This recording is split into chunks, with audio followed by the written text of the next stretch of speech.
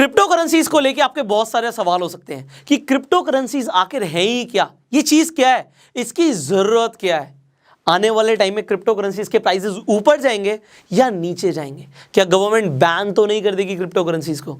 आपके बहुत सारे सवाल हो सकते हैं, बट आपको इन सवालों के जवाब के लिए सिर्फ 5 कंसेप्ट समझने की जरूरत है। अगर आपको 5 कंसेप्ट समझ आ गए तो आपको क्रिप्टो करेंसीज का पूरा गेम समझ आ जाएगा।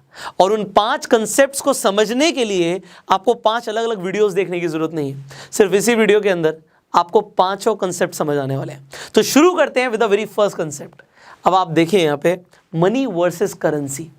अभी तक आपकी जेब में जो नोट है, जो करेंसी है, उसे आप मनी मान रहे थे।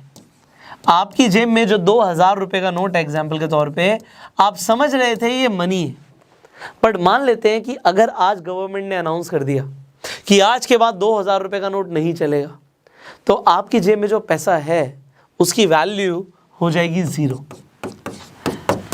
बट मनी के अंदर डिफरेंस होता है, उसकी वैल्यू 0 नहीं हो सकती। क्यों नहीं हो सकती? क्योंकि मनी के पास अपनी वैल्यू स्टोर्ड होती है। फॉर एग्जाम्पल, आपके घर में गोल्ड कॉइन है और उस गोल्ड कॉइन की एक कीमत भी है, आप उसे एक्सचेंज कर सकते हो करेंसी के थ्रू, बट आपको पता उसके अंदर एक वैल्यू है, गवर्नमेंट उसे बैन नहीं कर सकती और पूरे वर्ल्ड में वो चलेगा।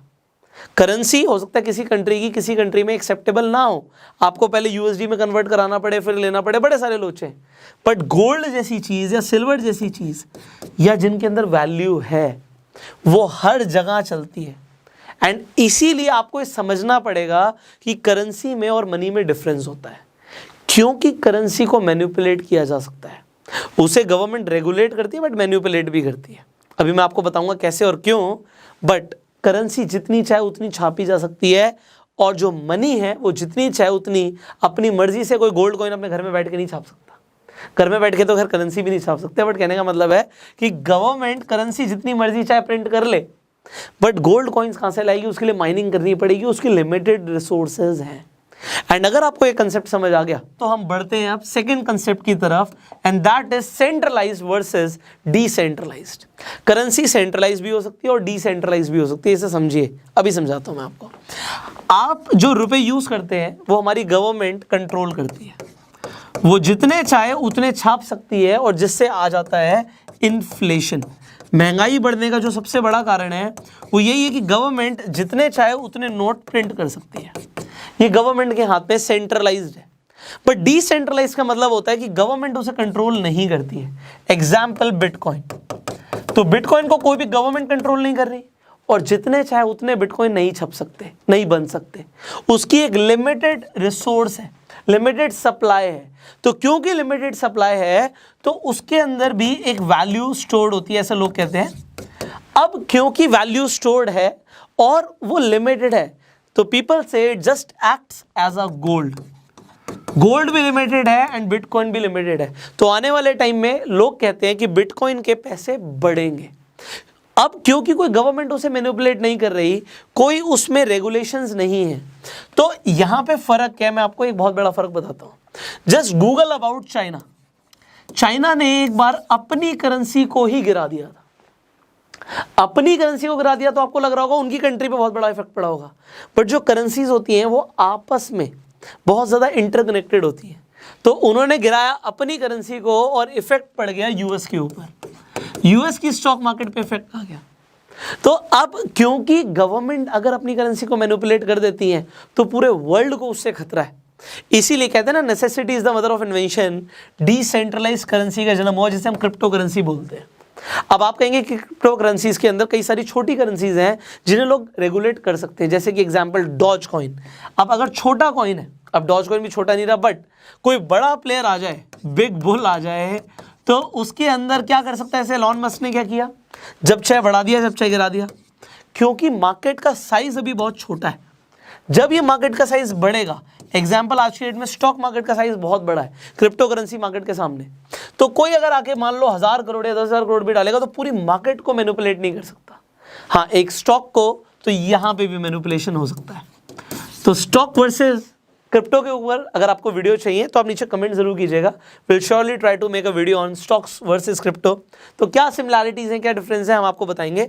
बट आपको यहाँ पे समझ आ रहा होगा, आपको सेकंड कंसेप्ट भी समझ आ गया होगा कि सेंट्रलाइज वर्सेस डिसेंट्रलाइज में क्या फर्क है। अब तीसरा कंसेप्ट है फिएट करेंसी। अब फिएट का मतलब क्या है? अब लोग कहते हैं फिएट मतलब जी फेक, एंड जो हम रुपए यूज कर रहे हैं, जो डॉलर यूज कर रहे हैं, जो यूरो यूज करते हैं, जो येन यूज करते हैं, ये सब कुछ फिएट करेंसी के अंदर ही आता है। क्यों आता है?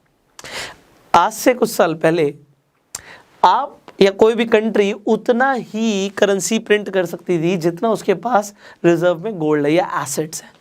अब आज की डेट में जो कंट्रीज नोट प्रिंट कर रही हैं उसके पीछे कोई भी एसेट्स नहीं है, they are not backed by any asset. जितने चाहे उतने प्रिंट कर लो।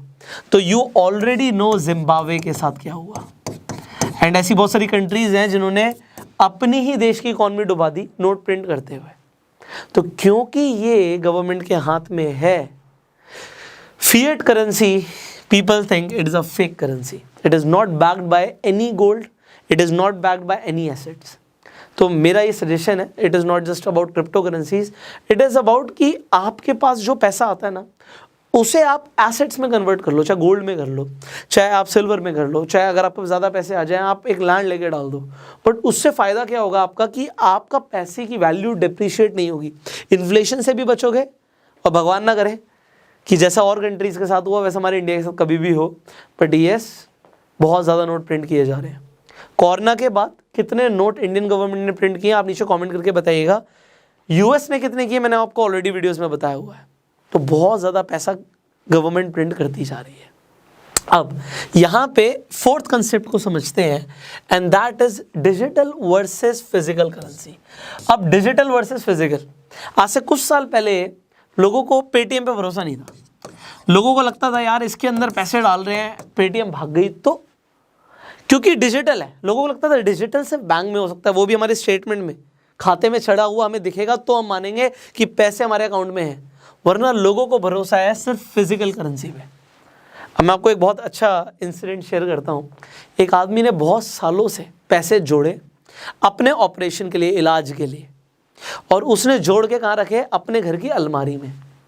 बट उस आदमी को नहीं पता था कि उस अलमारी में चूहा घुस सकता है, और उस अलमारी में चूहा घुस गया और उसके पैसे उतर गया। अब आप सोचिए उस आदमी के ऊपर क्या बीती होगी। अब फिजिकल करेंसी होना, आपके हाथ में पैसे दिखते हैं भैया, 50,000 की गड्डी आपको दिखती है हाथ में, और 50,000 रुपये अकाउंट में तो सिर्फ फिगर्स हैं। बट वो 50,000 कोई छीन सकता है, खो सकते हैं, चूहा उतर सकता है, चोरी हो सकता है, कुछ भी हो सकता है। But digitally now people think it is safe. पहले लोगों को नहीं लगता था, पहले लोगों को डिजिटल पे भरोसा नहीं था। But crypto currencies are totally based on digital technology. ये टोटली डिजिटल है, वो कहीं आपके हाथ में नहीं आएगी। बिटकॉइन का कॉइन आपने बहुत बार देखा होगा, बट वो आपके हाथ में कभी नहीं मिलेगा। It is digital form of currency. तो डिजिटल फॉर्म ऑफ करेंसीज की क्यों जरूरत है आपको समझ आ रहा है। अब अगर आप क्रिप्टो करेंसीज के अंदर इन्वेस्ट करना चाहते हो तो इस वीडियो के एजुकेशन पार्टनर हैं CoinDCX Go, जिनके प्लेटफॉर्म पे जाके आप सिर्फ 10 रुपये से भी बिटकॉइन खरीद सकते हो। आप बहुत सारी क्रिप्टो करेंसीज के अंदर ट्रेड कर सकते हो, एंड आपका जो फंड इसमें रहता है वो सिक्योर्ड रहता है, वो इंश्योर्ड रहता है। तो आपको इस प्लेटफॉर्म के अंदर अगर आपको क्रिप्टो करेंसीज खरीदनी है तो डिस्क्रिप्शन और कमेंट बॉक्स में लेंगे, आप CoinDCX पे जा सकते हो और बहुत इजीली क्रिप्टो करेंसीज में इन्वेस्ट और ट्रेड कर सकते हो। अब फाइनली हम बात करेंगे फिफ्थ कंसेप्ट की, जिस कंसेप्ट के ऊपर क्रिप्टो करेंसीज बेस्ड है, and that is blockchain technology. Well, काफ़ी सारे लोग कहते हैं हम क्रिप्टो करेंसीज पे तो जी उतना ट्रस्ट नहीं करते, बट हमें ब्लॉकचेन टेक्नोलॉजी पे बहुत ज़्यादा भरोसा है। And this is a same statement from RBI governor. उन्होंने बोला technology behind crypto currencies is something that we should adopt, हमें भी अडॉप्ट करनी चाहिए, and that is blockchain technology. अब ये टेक्नोलॉजी क्या है? देखो, सिंपल सी चीज़ है जिसे हम बोलते हैं लेजर। लेजर का मतलब होता है खाता मेंटेन करना। कोई भी ट्रांजैक्शन होती है उसे हम मेंटेन करते हैं। अब जो भी आपके ट्रांजैक्शंस हैं, अभी आपका बैंक मेंटेन कर रहा है तो सारे रिकॉर्ड बैंक के पास है। पर आपने हर्षद मेहता वाली मूवी देखी, आपको पता लगा अगर बैंक के अंदर SBI का आपने केस देखा था, उसमें अगर लेजर से एंट्री हट गई तो फिर उसके लिए कितना कुछ करना पड़ेगा, कितनी इन्वेस्टिगेशन करनी पड़ेगी, बाद में जाके पता लगेगा कि अगर कोई फ्रॉड हुआ तो। एंड बैंक्स के अंदर आपने देखा कि कई बैंक्स के साथ ऐसा हुआ है। ब्लॉकचेन टेक्नोलॉजी क्या कहती है कि भैया आप कोई भी एंट्री मिटा नहीं सकते। यहाँ पे क्या है कि people have their own computers. अब यहाँ पे माइनर्स भी होते हैं, माइनिंग मशीन्स भी होती हैं, उसके ऊपर हम ऑलरेडी बात कर चुके हैं, बट फिर भी मैं आपको बता रहा हूँ। अब यहाँ पे जब भी कोई ट्रांजैक्शन होती है, यहाँ पे हर स्टेज पे जाके वो ट्रांजैक्शन वेरीफाई हो रही है, और अगर बीच में कहीं पर भी कोई एरर आ गया तो वो आगे वेरिफिकेशन होगा ही नहीं। तो क्योंकि आपका जो लेजर है, खाता है, वो बहुत सारे स्टेप्स में मेंटेन्ड है, तो ब्लॉकचेन टेक्नोलॉजी का फायदा क्या है कि जो लेजर है उसे कोई भी मैनिपुलेट नहीं कर सकता, फिगर्स को कोई मैनिपुलेट नहीं कर सकता। Every transaction is being recorded. And ये टेक्नोलॉजी के ऊपर अभी बहुत रिसर्च चल रही है। अभी ये कंपैरेटिवली वेरी न्यू टेक्नोलॉजी है, एंड इसीलिए जो क्रिप्टो करेंसी की पूरी मार्केट है, it is an emerging market, it is a new market. तो अभी इसमें प्रिडिक्टेबिलिटी मतलब बहुत ज़्यादा लोग कह सकते हैं कि बढ़ भी सकता है, कुछ भी हो सकता है। मतलब हाईली वॉलेटाइल मार्केट है ये, क्योंकि मार्केट का साइज़ भी बहुत छोटा है। तो कुछ प्लेयर्स ऐसे हैं जो बहुत ज़्यादा प्राइस को बढ़ा देते हैं, गिरा देते हैं। तो अभी यहाँ पे बहुत कुछ चल रहा है, एंड ऐसा लोगों ने जनरली देखा भी है कि जब भी कोई नई टेक्नोलॉजी आती है तो उसके अंदर ऐसा होता है। .com बबल का आप सबने नाम सुना है। जब इंटरनेट आया था तो क्या हुआ था, एंड आज इंटरनेट को हर आदमी यूज़ कर रहा है। तो कोई टेक्नोलॉजी जब नहीं होती है तो उसके यूज़र्स भी लिमिटेड होते हैं, एंड ट्रस्ट गेन करने में takes time. But as the things goes well, जैसे जैसे चीज़ें आगे बढ़ती हैं, फ्यूचर के अंदर what do you think, what is the future of crypto currencies according to you? आप नीचे कमेंट करके ज़रूर बताइएगा। फाइनली CoinDCX Go की एप्लीकेशन आप इस वीडियो के डिस्क्रिप्शन और कमेंट बॉक्स में जो लिंक है उस पर जाकर डाउनलोड कर सकते हैं। अगर आपको ये वीडियो अच्छी लगी जल्दी से लाइक कर दीजिए, शेयर ज़रूर कीजिए, जिससे जितने भी लोग इन 5 कंसेप्ट्स के बारे में समझना चाहते हैं जो आज आपने समझे हैं, तो वो भी समझ पाएँ। एंड चैनल पे पहली बार आए, सब्सक्राइब जरूर कीजिए, बेल आइकन पे क्लिक कीजिए कि आप आने वाली एक भी वीडियो मिस ना करें। फेसबुक पे देख रहे हैं आप, हमें फॉलो कीजिए। I will see you in the next video. Till that time, you go self made.